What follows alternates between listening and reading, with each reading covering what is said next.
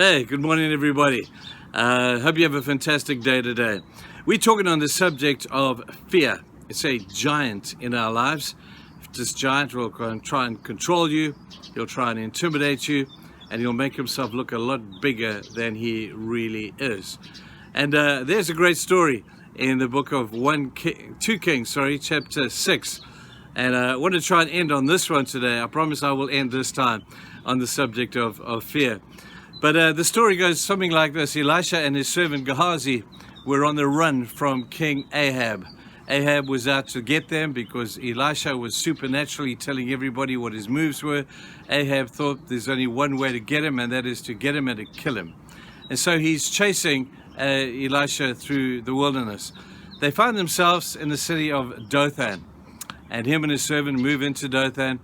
One morning they wake up and the servant goes onto the wall, and his eyes get big, his face turns white, his knees begin to knock, his hands begin to tremble as he looks over the wall into the face of that which he feared the most, the army of Ahab. And he runs down as best he can to Elisha and he says, "Oh, Elisha, we've been found out. We're dead. They've got us. We're toast now. We're done." And Elisha says to him, "What's wrong?"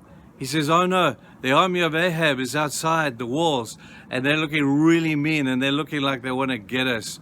And Elisha, without even raising a pulse or taking another breath, simply prays a beautiful prayer, a prayer that I pray on your behalf today.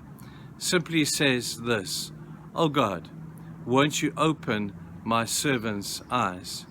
And suddenly the servant has his eyes, his spiritual eyes. His physical eyes were open. He has his spiritual eyes opened to the magnitude of the armies of heaven. And he opens his eyes and he looks, and his jaw just drops open as he sees the wonder of the presence of God as seen in the supernatural angels and the forces of good that were around him. And the forces of the angels and of God were so awesome. He makes a declaration. He says to Elisha, he says, "Oh, Elisha, now I know why you're not afraid, because you understand that greater is he who is with us than he who is outside the walls." And that brought to him incredible peace. And you can go and read the rest of the story. It is so phenomenal. Anyway, it's this concept that God is with us, that the spiritual realms are around us, that the armies of God protect us, the armies of God stand against the evil. All we got to do, people, is have our spiritual eyes opened.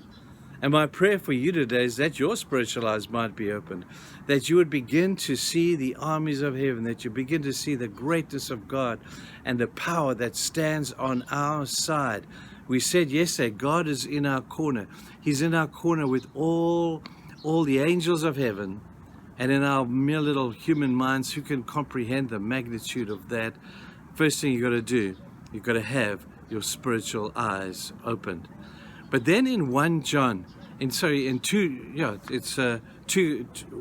chapter 4, verse 4, 1 John chapter 4, verse 4, John picks up on a similar theme, but he changes one word. In that account with Elisha, Gehazi says, "Greater is he who is with us than he who is outside the wall." John says it like this: "Greater is he who is in you than he that is in the world." You see, in the Old Testament, God was with people. God was with Abraham. God was with Isaac. God was with Joseph, and that set them apart from the rest of the people. But now in the New Testament, from Pentecost onwards, God is no longer just with us. He is in us. He's that close that there is this mystical union that exists between us and God. God is in you. "Come into my heart, Lord Jesus," is what we say to the children. The kids' songs talk about Jesus in my heart. People, that dynamic is more real than you will begin to understand, that God in you is your hope of glory. God in you is your source of strength. You need spiritual eyes, and you need to understand this profound truth.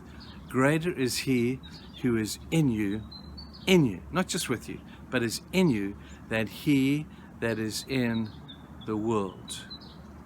That's a great power, people. It's a great presence of God himself in us, with us in the heavenly realm. I don't have a problem trusting a God like that.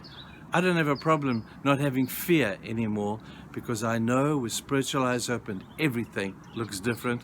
And with God in us, man, where to go? What a difference. So we can walk in confidence now, people, knowing that God, not just with us, He's in us. Think about that today. Don't just, no. Don't just think about it. Live like that. Live as if God is in you. Have the confidence of Elisha, and you'll walk in a different thing. You'll see the world through a different light. Isn't it awesome? I love being a believer today. Have a fantastic day, you good people, and we'll see you soon. Cheers, bye.